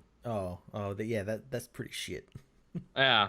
Like, I mean, like, it within the or no, does she give him web shooters? Because, like, he doesn't have web shooters for the longest time. Yeah, I think it's given to him is the thing. Okay. That falling thing. There's a new cover coming up of the Salt in a mid-series, and they recreate that scene of him falling. Yeah, they got the artist who's an animator on this to do like a bunch of covers for it. Hmm. I remember too it was a big deal when I read Solid and Amid's first issue, which came out like only a couple weeks before this movie. And I'm like, man, he really changed the way Miles talks. He doesn't really talk like this in the Ultimate Universe and when Bendis was writing him. And I'm like, why the big change all of a sudden? Then I watched the movie and I'm like, oh, he talks like like he does in the movie. Clearly Amid was allowed to see the movie and they're like, just make him like this now. Which is fine by me because I'm like, yo, this is fucking great. Yeah, go for it. Well, see, that's the thing. Sometimes I'm very apprehensive about that because usually when like movies start dictating comics, it's like for the worst. Mm. Like it's like really crappy changes just that aren't going to stick around. But this is one change. These are changes that I want to stick around. Remember New 52 Green Lantern when he just Yep. started acting like Ryan Reynolds? And that was only like a couple months, and they're like, yeah, we're done with this. Yep.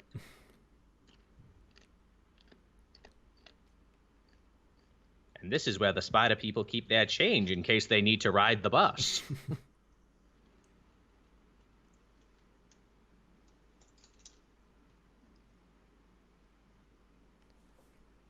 And of course, Fisk would throw like a super tacky Spider Man themed party. Of course he would. Yeah.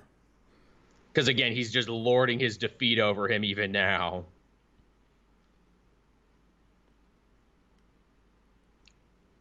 Oh, you bullshit artist. No Fisk has ever been close to any Spider-Man in any multiverse. And all the waiters are dressed up like Mm. Spider-Man because they're servants. You know, Mm-hmm, it's mm-hmm. great.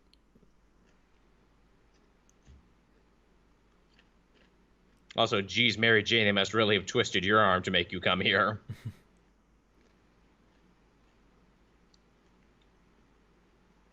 Then again, we don't know what their relationship was like in this universe, do we?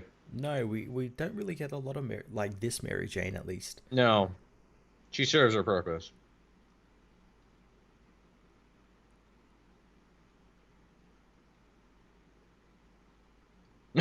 Yeah.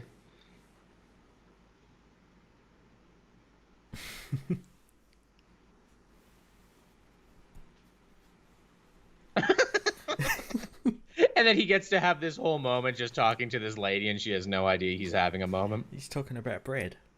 Yeah. Boy, this guy really takes bread seriously. Also, I'm surprised she doesn't take umbrage with Spider Gwen and Spider Man Noir. Whoa! That is not the costume right there. You guys are totally going against the theme right now.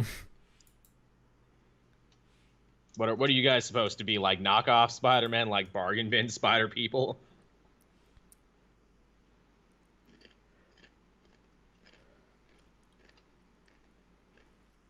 No, wait till you see Japanese mech Spider Man.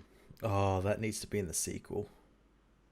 Even if we just see his universe for a second, The I Spider-Man that wonder. can just win with Deus Ex Machinas.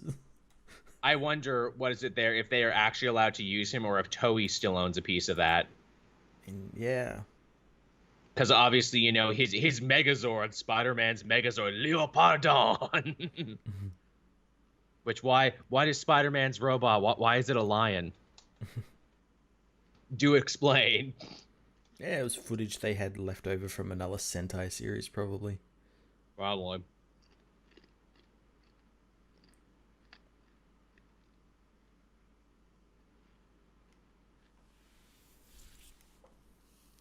And that would be some crazy shit if that's like the plot of Spider-Verse 2. Oh yeah, he needs to fight the Iron Cross army from the weird Japanese Tokusatsu universe.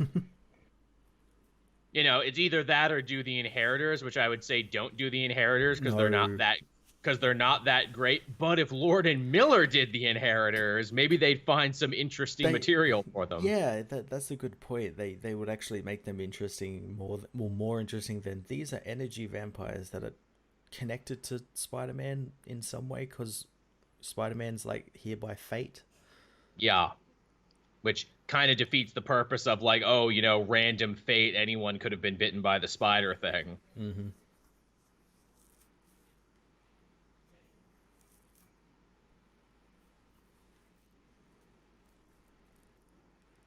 And now we get one of my favorite tropes in any movies like this, the okay, everyone pick your partner and dance. Yeah, pair off with your enemy adjacent. Yeah, your enemy adjacent there, she's the oldest one on the villain team, so obviously the older Spider-Man fights her. Penny and her robot fights the robotic Scorpion. Tombstone fights Spider-Man Noir because they both use guns and it's a fair fight. And he's a gangster. Yeah, he's a gangster. There you go.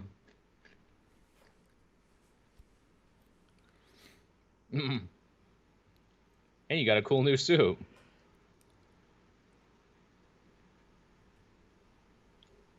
Do I want kids? He thinks in this one. I'm a great dad. I'm so happy I was your dad, Miles. Well, actually, I have a dad who I've been really ignoring, actually.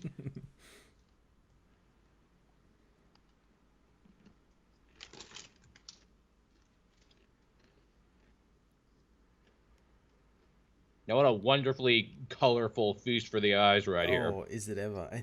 And as well, like, because when I first saw the animation and everything, I was kind of worried, like, oh, they're like kind of jumping between like animation styles. I'm probably gonna get a headache from that because there was what was it, old movie that did something similar? I'm blanking on the name, but I remember I got like a bad headache from it, but I never got one from this.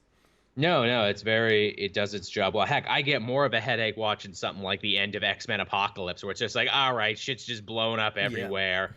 And it's all clearly, fake. So, I got nothing to latch onto. This is a cartoon. Everything is fake. And I'm able to latch onto stuff way easier. Yeah. That was like CG for the sake of CG. Great sense of geography here, too, which is hard to do in such chaos. Oh, no. Not my robot dad. Cartoon anvil. Cartoon physics.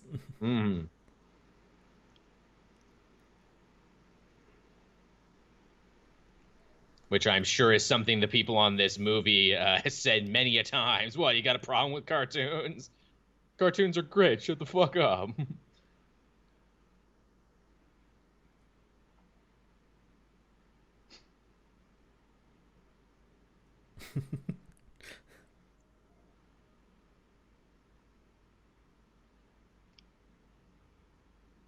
Yeah, be sad, but not for too long, though, because don't worry. In typical comic book fashion, oh no, a character died. Yeah, but they're back, though. Don't be too sad for too long.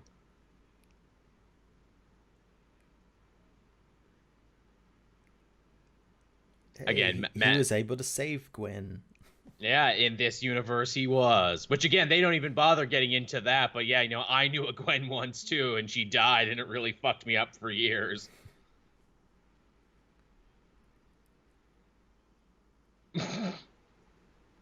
Was taken out by a truck. Yeah. Good old multiverse truck. That truck was, of course, driven by the trucker Spider-Man. Yeah, that was Spider Truck.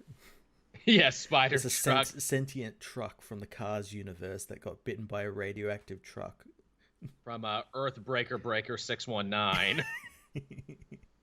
And there's a spider truck hauling gamma juice out of Earth 619. Do you copy? We got Smoke of the Octopus on our back. Viva la convoy. Hey, come on. If they make a Spider-Verse 3 and there's a spider trucker, you know who they owe money to. Oh. See, a spider's not really dead. No, it's just you just lost your cool robot. But it was a really cool robot, though. Also, if I remember Penny Parker, too, when they did, like, a sequel to her story and they invented the Venom for that universe, Venom is like her mom. Yeah, it's like a suit like her mother made. Uh-huh. Which is like a better suit that looks even more like a freaking Evangelion robot. Mm-hmm.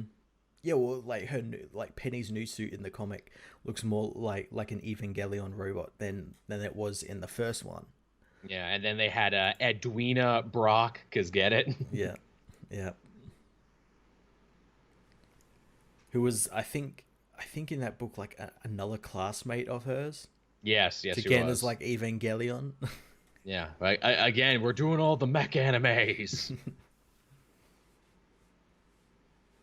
I will solve the mystery of this Rubik's cube. You wait and see. I'm wondering. I love when I'm wondering if like because he's black and white, could he see that in black and white? Like, a damn fine question. because I can just imagine it's a cube of this like black and white squares and he's got to solve it. It's like, God damn it. I like to whenever they fall back into the void there, the whole light changes to match their character. So it got Hmm. all anime, then it got cartoony, then it got black and white. Also, shit, this movie does a better job building a romance between Miles and Spider-Gwen than the actual comics did when they tried that ever so briefly. And they do it in only like a little under 2 hours. I guess that's another thing they'll have to solve when Spider-Gwen does come to the main universe. How does everyone else feel about this? Yeah, like how is Peter gonna react to seeing like a Gwen Stacy back? Yeah, they've met each other a couple times, but it feels like they've never really sat down and Yeah. had that conversation. Hmm. Because like they played it where it's like, oh, but she has a little like arm thing, so she can jump back and forth, kind of like they do at the end of the movie. Hmm. They need to really do that with like Spider-Man. Like have like an issue or two where they just like sit down and just like sort everything out. Yeah, we need to talk about our issues. Like all the stuff with Peter and Miles and like what Peter's going through and what Miles is going through, and then oh, there's this Spider Gwen person here now. Chip Zdarsky did it with what is it, Spider-Man and J. Jonah Jameson when Hmm. Spider-Man finally admitted that he was Spider-Man too, Yep. and it was one of the best issues they've ever done. Yeah.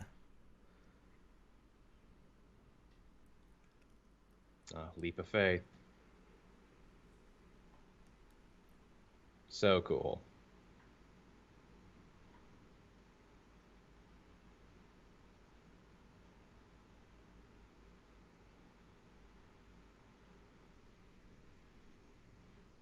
It also fits too, where it's like, Miles's final boss is just a really strong dude. Yeah. An absolute unit of a man. Uh, he really, really is. Never has the word absolute unit fit more.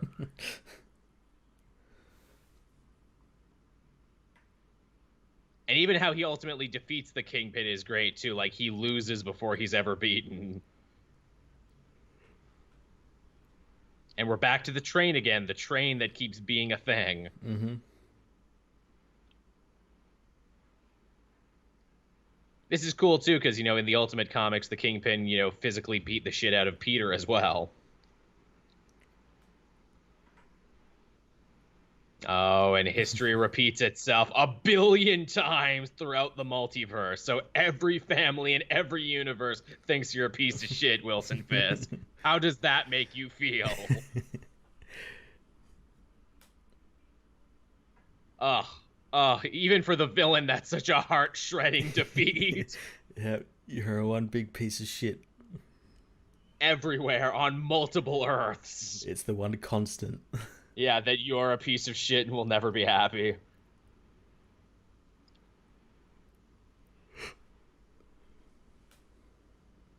Like, that's what's great about the moment. Like, even before Miles defeats him, he's already super lost. Hmm.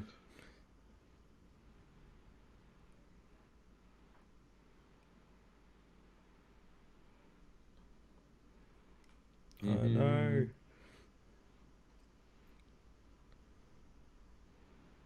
Ah, Kingpin smash. He could probably actually do that as well. In this universe, probably. Also, yeah, hey, now that Sony and assumedly Marvel Disney are playing nicer now, I wonder in the sequel, will we see any Avengers crossover or will we keep this solely Spider People? It's interesting because you don't really we don't get any like references to like No, Avengers and things apart from like in the costume thing you get the Iron Spider costume. If but it that's goes by literally it. and if it goes by the comics, then like obviously Civil War happened and Iron Man Yeah. exists and Spider and Captain America exists and Wouldn't it be cooler for the sequel? And I know plenty of people have already theorized this. If we get to see Spider-Man who are voiced by what is it, Tobey Maguire, and yeah, even throw Andrew Garfield in there if you want. That'd be pretty cool. You even Yeah, get to Tom just Holland to voice him, and get like Tom Hardy as like Venom. I think that's like the main goal there. It's like, look, but can he ever so briefly in the sequel drop by the Holland universe? Mm-hmm. That would be fun. They could even make a joke about it with Miles being like, "Yo, that Peter's really stuck up, isn't he? Thinks he's the best in the world just because he is." Or it's like, do you get the feeling that Spider-Man is looking down on the all in the on the rest of us for some reason, Like he's the prime Spider-Man. or something? Like he just thinks he's like the be-all end-all of Yeah. Spider-Man. Hey, that'd be pretty cool if in the sequel they like, because obviously these aren't like the prime universes. They visit the prime universe and see like Ooh. where it all kind of came from. Oh, you know what you could do? You could totally steal the plot of Terminator. Morlun is going to come and try and kill Peter Parker, in doing so, basically having a ripple effect throughout the universe and killing all other Spider-Men. So they have to defend the Prime Universe Spider-Man. Yes, yes. But he can't know about it, because if he knows about it, that'll also have some really negative ripple effects. Oh, that'd be great.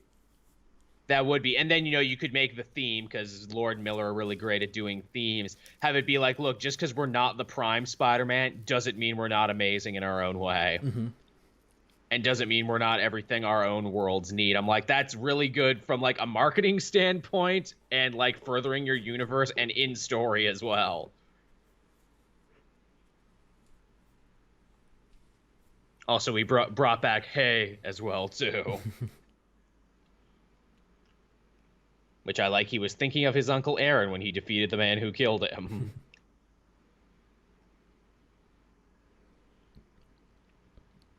He saw the world beyond worlds and went insane. Boy, did he. Yeah, this is like some Lovecraft shit here, or at least it should be. Yeah, yeah, he caught a glimpse of what's beyond the veil. Yeah, well, so what'd you do after that? Like that, it took the anvil, Yep. the cartoon anvil, for it to blow up. Mm-hmm.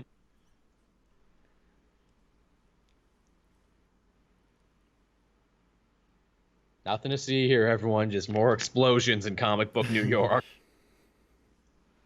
God, imagine how desensitized you would be living in Marvel's New York. Oh, the Avengers are fighting again. Yeah, Oh, we got more ice giants. yeah, I've gotta up my insurance premiums to Uh-huh. cover Hulk damage. Yeah, really. Oh, I hear he's an evil guy now. Really? Yeah, he wants to end the world. Huh.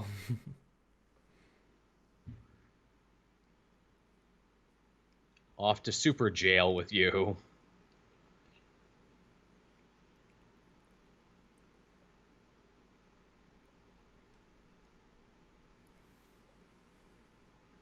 I think they put so much emotional weight behind just this moment here. Will Miles finally talk to his dad? Do you think he knows by the time this conversation is over and the "I love you, officer"? Do you think he finally knows and puts it together? Probably, or at least like has a suspicion. Because like both of his parents actually know in the comics now, and I Mm-hmm. think that's refreshing that he doesn't have to run around on them. They're aware. Mm-hmm.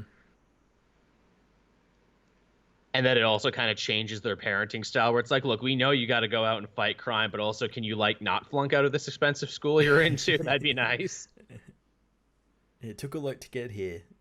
Yeah, so like don't fuck it up, but like also like go defend people who need to be defended. And like, can you maybe like let Captain America have this one? Yeah, Cap's probably got the. It's New York. There's quite a few heroes. There's four Fantastic Four members. Yeah, really. There's literally heroes everywhere. Yeah, but no one is defending Brooklyn as far as I know. Yeah, You'll be my Jim. look. If the enemy gets a foothold in Brooklyn, they'll take over the world. Okay. Yeah, it's very important. All the styles and trends that happen in Brooklyn travel around the world. Wait, what? And right here, they're leaving him on the web with a little note. Classic Spider-Man move. Your friendly neighborhood Spider-Man.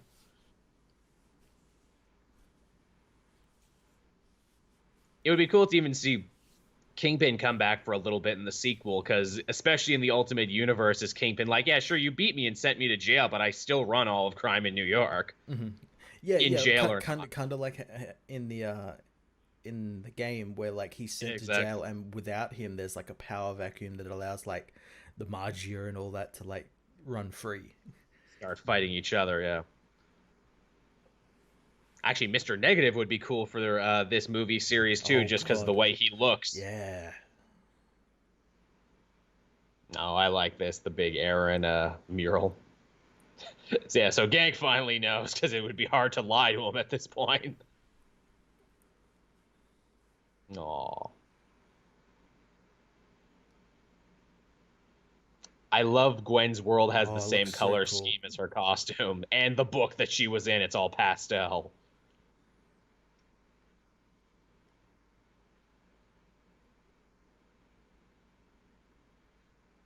One of the best like ending speeches too, of like, I'm Spider-Man.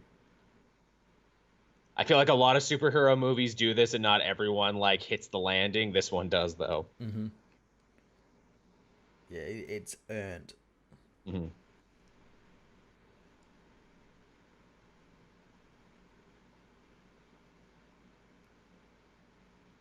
And Post Malone playing us out again. The power of Post. What, you didn't think we were gonna already get a sequel working? Yeah, that's the call. Then literally the next words after that are, "Hey, Miles, inheritors are causing shit." Yeah, please come help. Well, they already doing the post credit, because we already got Spider-Man 2099 and the '60s cartoon Spider-Man. But yeah, wow. So this is some good shit. This was one of the best movies of 2018, and it only gets better rewatching it. It does. It's a movie that never gets boring to watch because there's so much happening, and yeah, it's just a lot of fun. The word modern classic gets thrown around a lot, but I truly think this is a modern classic. Oh yeah, this is like a new like benchmark in like animation. Totally. And obviously, I haven't seen Far From a Home yet, and I probably won't have seen it by the time this video goes up. But hey, I'll just say they got to try that much harder, and I hope they do. Oh, they do, they do. Interesting. All right, I will pick your brain about that movie. Oh shit, I forgot Hailee Steinfeld was Spider Gwen. I love Hmm. her. Yeah, She was that really awesome character in that Coen Brothers reboot of that great John Wayne movie. yeah, and was actually surprisingly good in that Bumblebee film. Yeah, actually, she stopped acting for years, but had a great year this year. All right. On that note, everyone, thank you so much for watching and listening. We hope you enjoyed. As always, if you're a patron, you get to listen to this first before anyone else as soon as it's done. Everyone else, you get it Wednesday at 8 a.m. Eastern Standard Time. By the time you listen to this, I'll probably be gone on my trip. So don't be shocked if you don't get another comic multiverse next week. But I'll try and either put up my panel from Geektopia or some sort of con video to fill the void. So you will get something. You just might not get the thing you expect. Nice, awesome. All right. So thank you, everyone, and bye-bye. Bye.